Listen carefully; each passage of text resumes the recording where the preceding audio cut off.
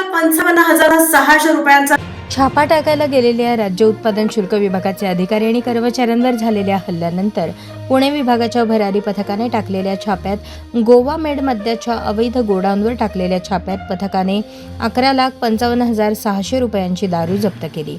बार्शी तालुक्यातील खामगाव पिंपळगाव रस्त्यावर Pawar form house शेजारी असणाऱ्या झाडाझुडपामध्ये लपवून ठेवलेला मद्यसाठा महाराष्ट्र दारूबंदी कायद्याअंतर्गत जप्त करण्यात आला. यामध्ये गोवा बनावटीच्या ॲड्रियल विस्कीच्या 750 मिली क्षमतेच्या 284 सीलबंद बाटल्या असा एकूण 11,55,600 रुपये किमतीचा मुद्देमाल जप्त करून एका इसमाविरुद्ध गुन्हा नोंदवण्यात आला. माढा तालुक्यातील उपळाई गावच्या हद्दीतील सोलापूर राज्य उत्पादन शुल्क विभागाकडून कारवाईसाठी गेलेल्या पथकावर 22 एप्रिल रोजी रात्रीच्या सुमारास अवैधरित्या मद्य विक्रीत गुंतलेल्या ढाबे मालकांकडून हल्ला झाला होता. त्यामध्ये अधिकारी आणि अंमलदारास जबर मारहाण झाली. या मारहाणीमध्ये जखमी अधिकारी कर्मचाऱ्यांना उपचारासाठी दवाखान्यात दाखल करण्यात आले होते.